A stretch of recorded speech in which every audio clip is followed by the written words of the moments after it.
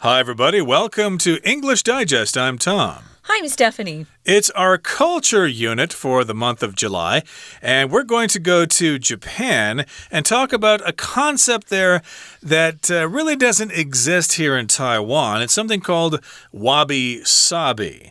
Now, when I was first given this article and told that this was today's lesson, I thought, are we going to talk about some kind of food or something or a seasoning or something? You thought of wasabi, didn't you? I sort of did, yeah. It sounds like that. Yeah. But it's actually different. It's kind of an aesthetic. It's an idea about beauty and how you build things and stuff like that. It's actually kind of surprising because the Japanese tend to be kind of concerned with the high quality and doing things right. They're perfectionists, Yeah, this kind of flies in the face of that, as we're going to find out as our lesson continues. Yeah, something flies in the face of something. It's a phrase we used to say. It's just in direct contrast to what you would think is the case. So we're going to go through the articles we usually do. We're going to read through it, and then we'll be back to discuss this particular idea that's called Wabi-Sabi, and I think that's really catchy.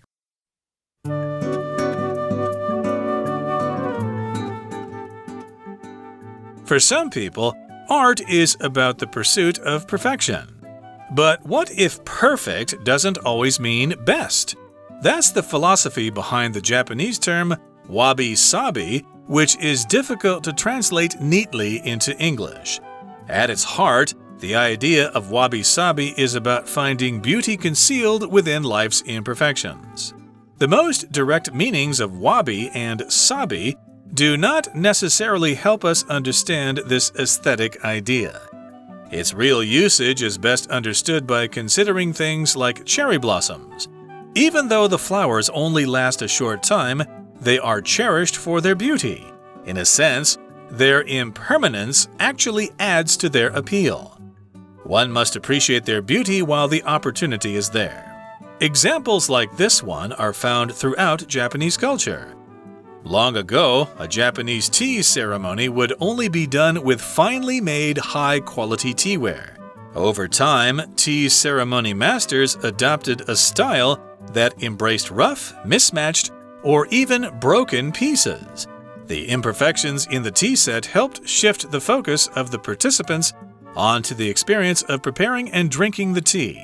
In that way, wabi-sabi became a key part of this beloved Japanese custom. The effect can also be seen in the design of Japanese gardens and even in modern buildings that work older, aged pieces into their designs. It might seem odd to smile at a chipped glass or a rusted fence, but the idea of wabi-sabi emphasizes that there is beauty to be found in brokenness. Okay, guys, let's look at the title. The beauty lies in the imperfections. That's what we're going to be talking about. That's kind of the idea behind this phrase wabi-sabi, which of course is Japanese. I don't speak Japanese, but I've been told by good friends that that's what this means.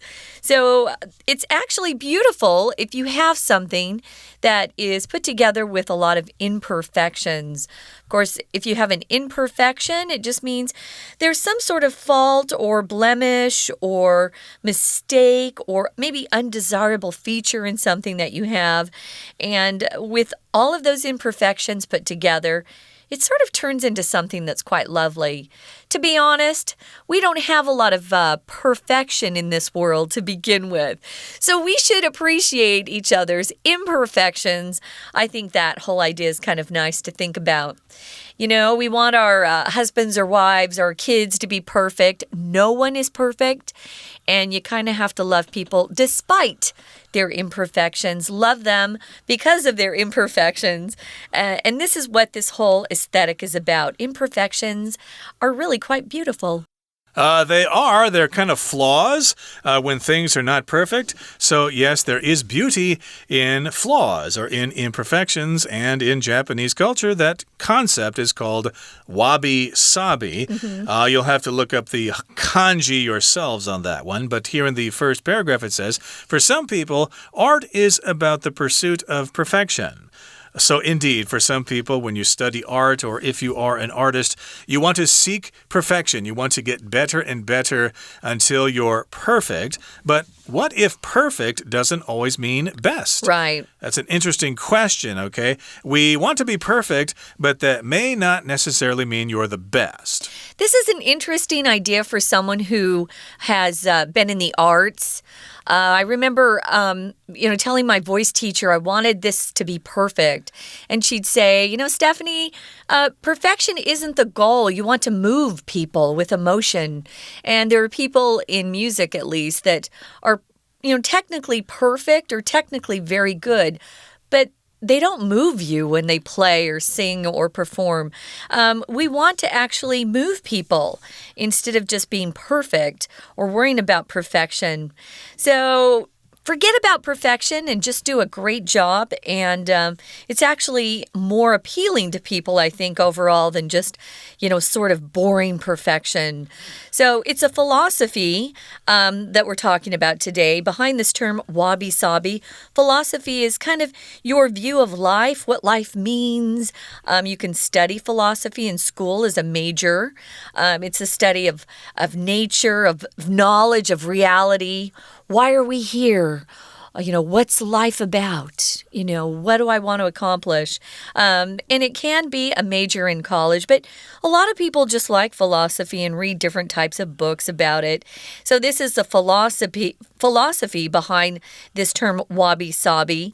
And like a lot of different words in different languages, it's hard to translate exactly into English.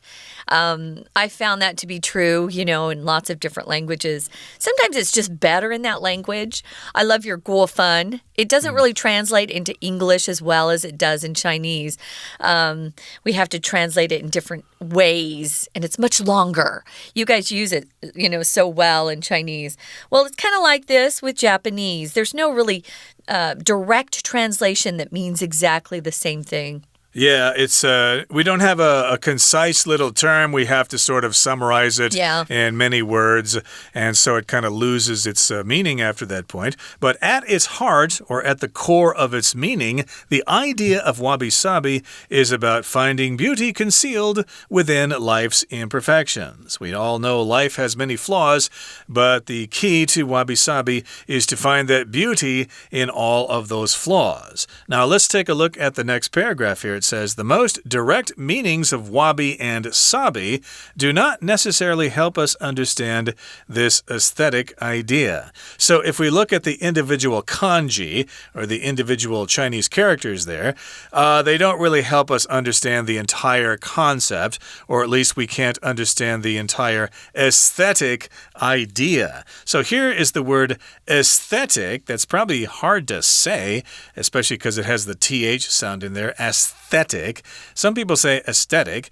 It's not exactly correct, but it's close enough. Yeah. If you can't really say it, that's probably good enough. But it basically just is concerned with the appreciation of beauty. It looks cool. That house is aesthetically beautiful. Now here it's an adjective, but it can also be used as a noun. If you use it as a noun, it's more about the ideas behind this whole idea of aesthetic beauty. It is about giving pleasure through beauty, and it's a set of principles that kind of guide the work of an artist as they produce their piece of art or their work of art. You could say, oh, I like his aesthetic. Yeah, that's a way to use that as well. But right here, it's an aesthetic idea, a way of communicating beauty. So its real usage is best understood by considering things like cherry blossoms. This is an interesting example here. Now, let's look at the word usage first before we take a look at that example of cherry blossoms. Usage just means how you use something or the fact that it's being used. How you're actually using something is its usage. Now, why does cherry blossoms come up as an example? Well, even though or although the flowers only last a short time, They are cherished for their beauty. If you cherish something, you take great care of it, you love it, you want to protect it. So you cherish them for their beauty. Yeah, cherry blossoms are so short-lived. They have a very short lifespan, as you know, and you kind of get maybe a week to see them at their best. Maybe a week before that, they're not quite as beautiful as they are a few days later. And then they're gone suddenly if the weather turns really hot.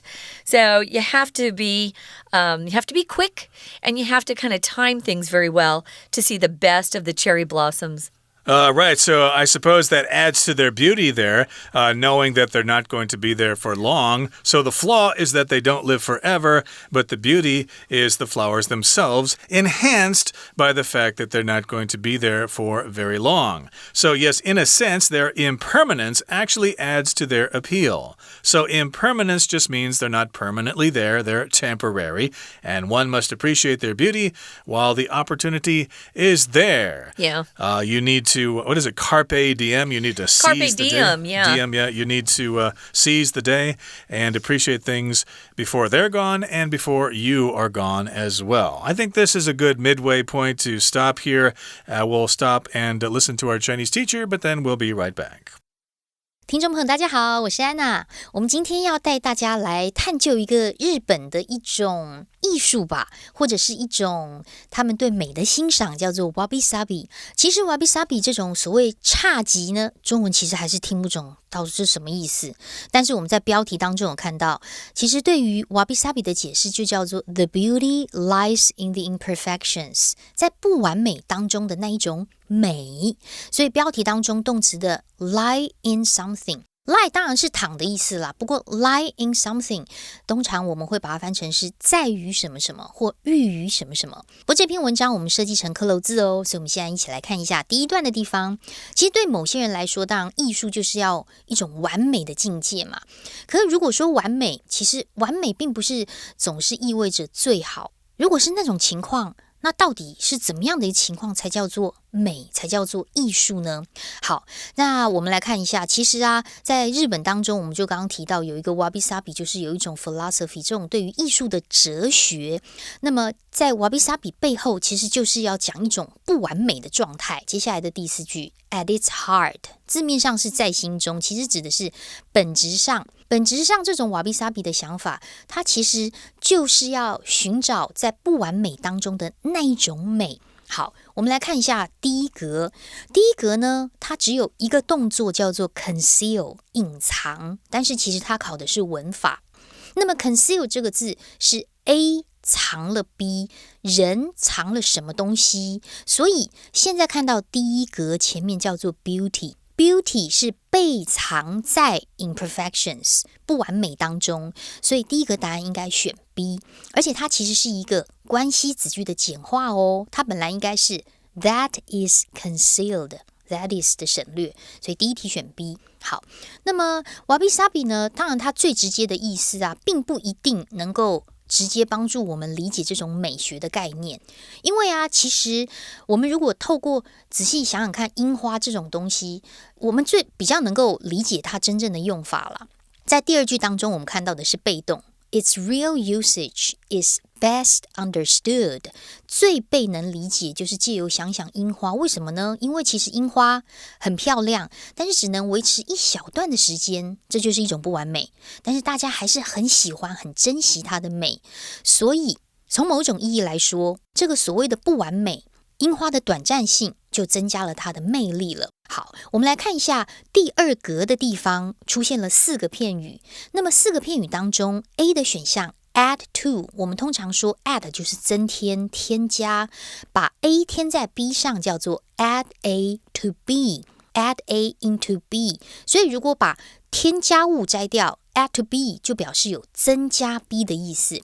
那么根据上下文的文意，选 A 是比较妥当的，就是因为不完美这种短暂性 impermanence 就增加了 adds to 樱花的美 while the opportunity is there， 所以第二段第5句当中的这里的 while 连接词其实是 when 的意思。当我们有机会欣赏的时候，尽管短暂，就要欣赏。We're going to take a quick break. Stay tuned. We'll be right back.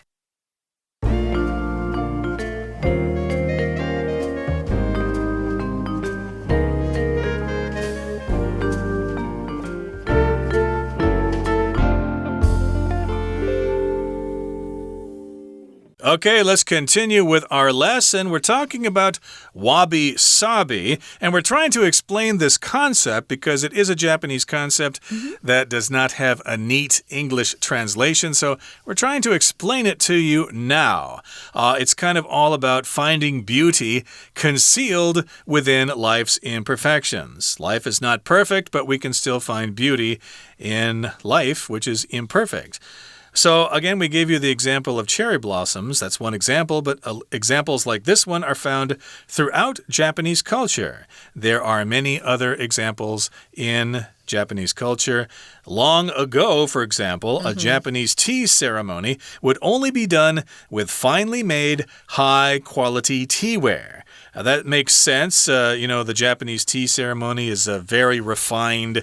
It's very serious. You don't want to joke around with it. You don't use Lipton tea bags in a Japanese tea ceremony. No, you use the finest tea, and you also want to use the finest high-quality teaware. At least that's the way it was long ago.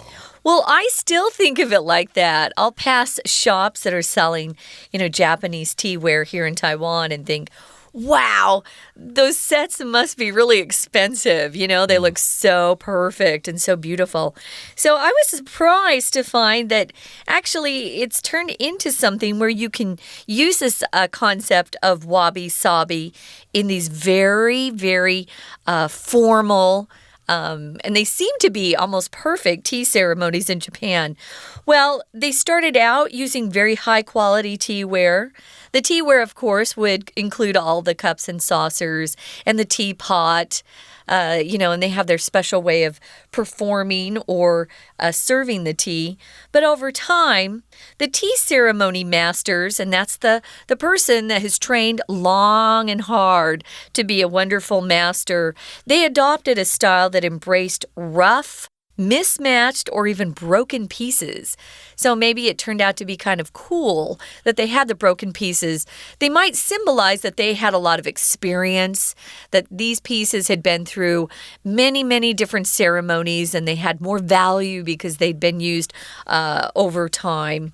So if it's rough, it's not very smooth, it's not maybe highly polished, it's probably, kind of rough to the touch, it's not easily smooth. It's not smooth if you run your hand over something that's rough.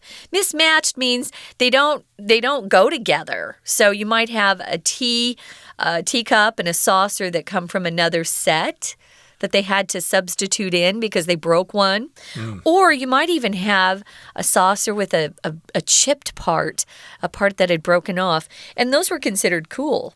Exactly. They're imperfections. And so these imperfections in the tea set helped shift the focus of the participants onto the experience of preparing and drinking the tea. So yes, we had to shift our focus. We had to change our attention to something else. And so we shifted the focus of the participants to something else. So a participant, of course, is a person who is taking part in a tea ceremony. The master there handling the making of the tea, and then the people there drinking the tea and enjoying the tea.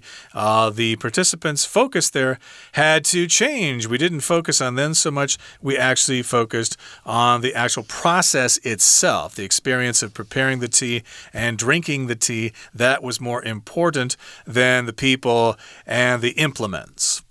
Right. So again, if you shift to something, guys, it means you change or move something. Here, if you shift focus, of course, you're not actually moving your body, but you are changing your focus. So shift can also mean to change your focus. Ladies out there who like fashion, if you ever hear the term shift dress, it's kind of a straight dress that doesn't have a lot of different seams. It's very easy to sew, but it's comfortable. And we tend to wear a lot of shift dresses in the summer because they're a little cooler. They don't hug your body so tightly. But here, of course, it's a verb to shift or to move or change the focus of those who are participating. And it probably is a better idea to focus your attention on the people, that are in the ceremony rather than on, these objects that are being used for the ceremony. So they want you to really experience, the preparing and the drinking of the tea rather than how beautiful the tea set is or how expensive it is, things like that. Indeed. So, yeah, they're actually enjoying the process of drinking the tea, and they're not focusing so much on the teapot or the cups or all that fun stuff. Although at first, Tom, when I saw my first tea ceremony, I thought the purpose was to get me to buy a beautiful, expensive tea set after I was done with the tea ceremony. But I think I was wrong. Could be, but of course they do want to make some money there. Sure. But in any case, this is all about the imperfections of the tea set, kind of focusing on the process and not the implements themselves, the teapot, the cups, etc. Yeah. And again, it says here, in that way, Wabi-Sabi became a key part of this beloved Japanese custom. So because of Wabi-Sabi, the tea ceremony was enhanced, and so it became a key part of this beloved Japanese custom, or at least I should say, Wabi-Sabi was considered when people had a tea ceremony. We need to think about Wabi-Sabi, okay? We need to think about this concept when we have a tea ceremony. So again, this used to be a very revered custom. They only used the best teapots and cups and stuff like that. And then they introduced the concept of Wabi-Sabi, and then that became a very important part in this Japanese custom, which is beloved. And something's beloved when lots of people love that thing. Or you have, your pet dog or something, my beloved pet dog. Yeah, I was just reading about a fashion designer last night, and they visited his apartment, and I remember thinking, not all of his furnishings match. It's kind of like that idea to me. If you have a design or you have even a tea set where things don't always match and you're using things that just kind of fit in there. It's kind of this wabi-sabi idea. Here we've got the design of Japanese gardens and even in modern buildings that work older, aged pieces into their designs. So instead of having everything brand new, they actually purposely, on purpose, put some older, maybe older looking pieces, older stylish pieces that are no longer fashionable perhaps into the designs on purpose. And that's what he'd done to his apartment. I would call this this idea or this aesthetic eclectic. E-C-L-E-C-T-I-C, eclectic, meaning not everything matches, but you have your own style that you're producing, and it's got a mismatched feel to it, but altogether, it's quite lovely when you put it all together. And that's kind of the idea of this wabi-sabi to me. Now, it might seem odd to smile at a chipped glass or a rusted fence. A rusted fence is when the fence is made out of some sort of metal and it's been exposed to wind and rain, and that iron turns a different color. Sometimes it turns, that reddish color. It rusts. That's because of the water, of course, that gets to the metal. A lot of people don't like that look of the rusted fence. But you know what? There's beauty to that as well. But this idea of wabi-sabi emphasizes that there is beauty to be found in brokenness or in flaws or mistakes or imperfections. All of those things can be quite lovely. I think it's in the eye of the beholder. We have that phrase, she's beautiful. It's all in the eye of the beholder. If you love somebody, they look beautiful to you. Or I used to say to my mom, my boyfriends would be, so handsome when I first started dating them. And then I stopped seeing their looks, their physical looks. It was how they treated me. That's how I felt about them. I no longer saw how handsome they were. If they were kind and good to me, they were gorgeous. Okay. And I think that's what we mean when we say it's lovely in the eye of the beholder. So that might have something to do with Wabi-Sabi here. So we did list a couple of examples here. We talked about the cherry blossoms. We also talked about the design of Japanese gardens. You might see that here in Taiwan. There are a couple of Japanese gardens that I'm aware of here. I think there's one next to the Botanical Garden in Taipei, and then there's also a Japanese garden at the Jian Shrine down in Hualien. So check it out. You might see the concept of Wabi-Sabi in those couple of places here. And of course, there are lots of old Japanese houses still standing in Taiwan. They may have incorporated some elements of Wabi-Sabi into their construction. So yes, indeed, this might seem strange to have chipped glass or a rusted fence, but again, there might be beauty in brokenness. Okay, that brings us to the end of our lesson for today. It's time now to listen to our Chinese teacher. 当然像这样的例子在日本的文化当中就处处可见啦。比如说在很久以前，日本的茶道其实只会使用做工精细、品质很优良的茶具。不过过了一段时间啊，随着时间的推移之后，茶道大师就会用一种风格，这种风格是可以接受粗糙、不协调甚至是破碎的物件。我们根据上下文来推断，它已经开始进入了一种 Wabi-Sabi 的境界。所以接下来的第三格，我们先把句子拆解一下。其实有一个先行词 a style， 有一种风格。that 一直到句尾的地方是关系子句。所以 that 这种风格是怎么样呢？这种风格就是可以接受、拥抱、欣然的接受。第三格选C embraced 是最通顺符合文意的。好，那么如此一来呢，茶具这种不完美啊，就可以让我们大家的注意力转移到饮茶这种体验。所以所谓的侘寂呢，就成为深受喜爱的日本习俗的很关键的一个地方。好，不过这种影响也可以在日本的花园啦，还有现在的设计建筑当中看到。所以他们其实会把一些老旧的东西融入在设计当中。好，那么当然如果我们会觉得对着一些不完美的东西，比如说有缺口的玻璃杯啦，或生锈的栅栏啊，这样去欣赏微笑可能怪怪的。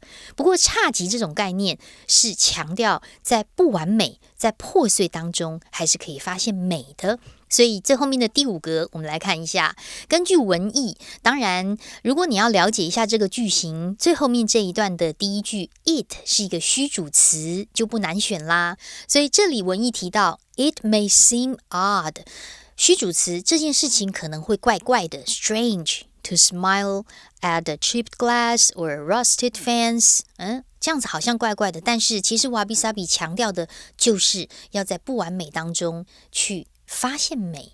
所以最后面呢 emphasize 后面的 that 一直到句尾我们要用中括号咯，因为它是个名词子句，它作为强调 emphasize 这个动词后面的受词。好，以上是我们今天的内容，或许以后我们看到不完美的东西也可以会心一笑哦。我是安娜，我们下次见。That's it, guys. We hope you enjoyed learning more about this idea of Wabi-Sabi, a Japanese aesthetic, which just means having imperfections only brings about more beauty. And we hope you'll join us for our next program. For English Digest, I'm Stephanie. And I'm Tom. Goodbye. See ya.